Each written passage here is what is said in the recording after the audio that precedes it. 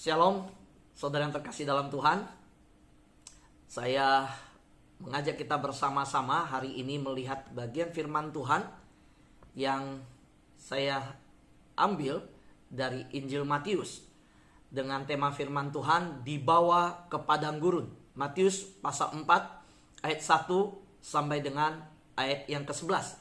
Dan hari ini saya hanya mengajak kita untuk menelusuri ayat yang pertama. Setelah itu, di sesi selanjutnya, kita mengikuti ayat demi ayat di dalam pasal ini. Sehingga kita boleh diantar bersama-sama menuju kepada Jumat Agung dalam pengertian-pengertian bagaimana Yesus bergumul mengalahkan dosa. Di dalam firman Tuhan sebelumnya, kita melihat bagaimana Daud, bagaimana Bileam, bagaimana nabi-nabi Tuhan, orang-orang yang begitu hebat dipakai Tuhan bergumul melawan dosa. Dan dalam kegagalan mereka, di dalam mereka berani mengakui dosa mereka, Tuhan menerima mereka. Namun bukan berarti kita yang mengenal bahwa Tuhan yang mengampuni dosa, kita membiarkan diri untuk jatuh dalam dosa. Di dalam mengenal kemurahan dan kasih karunia Tuhan yang mengampuni dosa, bukan berarti kita mendapat surat izin berbuat dosa. Kita tetap meminta Roh Kudus menolong kita. Firman Tuhan menguatkan kita. Kita sungguh-sungguh menjaga kehidupan yang layak di hadapan Tuhan.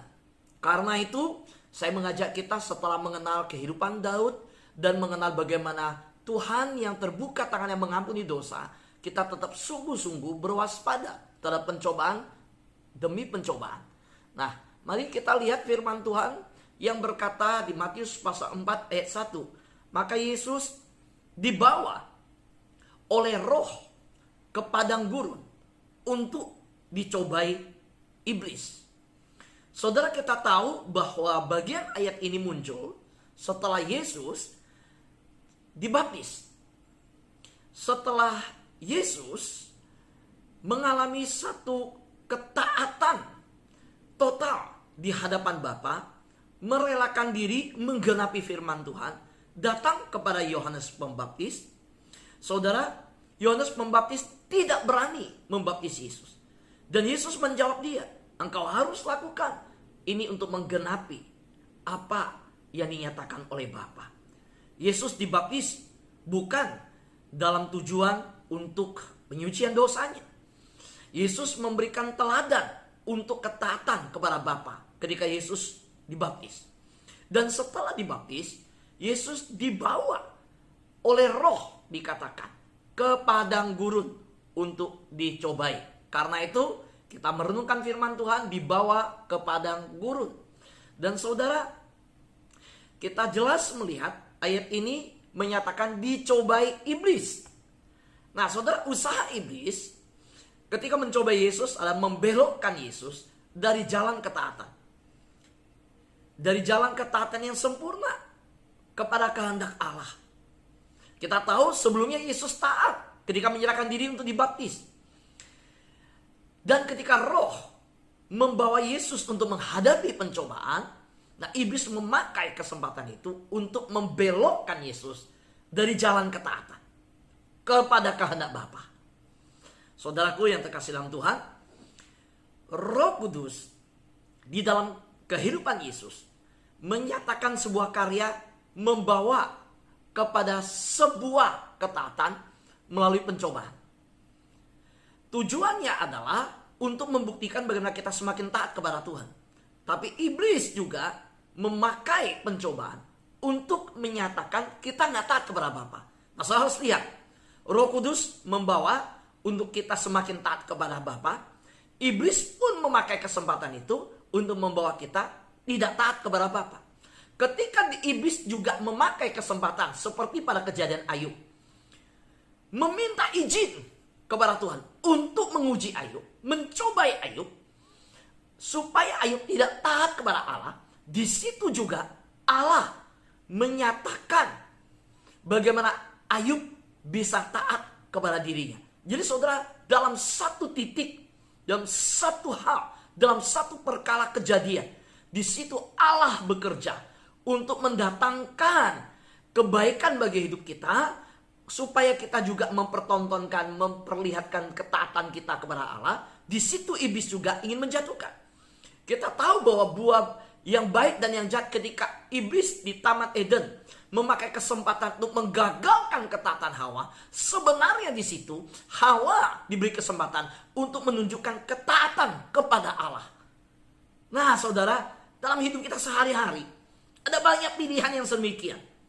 Setelah doa fajar, setelah dengar firman Tuhan, kita akan masuk dalam keadaan yang sedemikian. Bahkan sebelum kita bangun mengikuti firman Tuhan dan doa fajar, kita pun mengalami pengujian demikian. Kita mau doa fajar apa enggak ya? Setelah bangun, kita mau masuk dalam Zoom meeting, doa fajar apa enggak ya? Mau taat kepada Bapa atau mau gagal untuk taat? Saudara, kita diperhadapkan demikian. Pada waktu malam sebelum tidur, diingatkan untuk doa bersama-sama, saudara diuji. So, ketika putuskan untuk memasang alarm, bangun, bersekutu, saudara diuji untuk taat atau tidak taat. Nah, saudaraku yang terkasih dalam Tuhan, dalam setiap pencobaan, kita melihat di pasal 4. Setelah ini saya berharap saudara membaca seluruh pasal 4 ya. Di ayat 4, ayat 7, ayat 10, ada satu kunci di sana. Dalam setiap pencobaan, Yesus tunduk kepada kekuasaan firman Allah dan bukan kepada keinginan iblis. Nah, di dalam setiap perkara ada dua. Taat kepada Bapa atau taat atau menyerah kepada iblis. Di dalam hal yang kedua, tunduk kepada firman atau tunduk kepada keinginan iblis. Saudara, Yesus tunduk kepada keinginan firman, kepada kekuasaan firman, kepada perkataan firman. Demikian kita juga memutuskan harus sedemikian. Nah, saudara, kita tahu iblis musuh terbesar. Pengalaman dia jauh dari pengalaman kita. Jauh sebelum kita lahir, jauh sebelum kita punya pengalaman. Pengalaman iblis adalah pengalaman sejak dari Taman Eden. Saudara bayangkan, kita berhadapan dengan satu oknum, kita nggak bisa lihat, dia bisa lihat kita. Kita tidak berpengalaman, dia sudah jauh berpengalaman. Kita belum ada, dia sudah ada. Gimana bisa mengalahkan dia? Dan dia menjadi musuh kita, musuh terbesar kita. Dan bukan hanya demikian, saudara. Kita tahu iblis punya strategi. Dia nggak bisa melawan Tuhan. Dia tidak mampu. Dia sudah mencoba itu di dalam tahta kerajaan surga. Dia diturunkan oleh Allah, dihukum oleh Allah. Lalu bagaimana dia bisa berhadapan dengan Tuhan? Gak bisa. Sudah terbukti dalam sejarah dia kalah. Jadi dia memakai cara, dia lihat apa yang paling dikasihi, paling berharga bagi Allah. Umat ciptaannya. Saudara dan saya. Nah, bagaimana menyakiti hati Allah, menyerang, menggagalkan rencana Allah terhadap umat ciptaannya. Membawa umat ciptaan yang dikasih dan berharga ini untuk memberontak. Disitulah cara dia untuk menyakiti hati Allah. Nah, saudara, berarti saudara dan saya selalu dalam sasaran iblis. Bayangkan. Maka pertanyaan gini, sebagai orang Kristen, bagaimana kita menghadapi musuh terbesar ini? Nah, bagi saya, seharusnya kita sadar bahwa kita terlibat dalam peperangan rohani melawan kuasa-kuasa kejahatan yang tidak nampak, namun sangat nyata. Saudara, di awal pelayanan firman Tuhan dan juga melalui doa fajar, saya mengajarkan satu seri pengajaran tentang yang kelihatan dan yang tidak kelihatan. Hidup kita berdasarkan yang tidak kelihatan, bukan yang kelihatan. Yang tidak kelihatan yang menentukan yang kelihatan. Saudara jangan berpikir yang kelihatan ini menentukan. Enggak. Yang tidak kelihatan yang menentukan. Saudara, iman percaya kita berdasarkan yang tidak kelihatan. Kerajaan kita ada kerajaan yang tidak tergoncangkan. Oleh karena itu, saudara yang terkasih dalam Tuhan, hari-hari ini saya bersyukur kalau saudara mengajak sahabat-sahabat doa. Saudara begitu tekun untuk mencari Tuhan. Karena inilah perlengkapan senjata rohani kita. Kita bukan melawan hal-hal yang biasa. Kita terlibat dalam peperangan rohani. Saudara tidak mau terlibat pun, iblis akan melibatkan kita. Saudara tidak mau terlibat pun, sudah jelas iblis tahu kita umat kesayangan Tuhan, pilihan Tuhan. Iblis menyerang kita. So kita tidak bisa menghindar. Pada waktu kita memutuskan percaya pada Yesus Kristus adalah Tuhan dan Juru Selamat, sejak saat itu kita memposisikan diri menjadi sasaran empuk daripada iblis.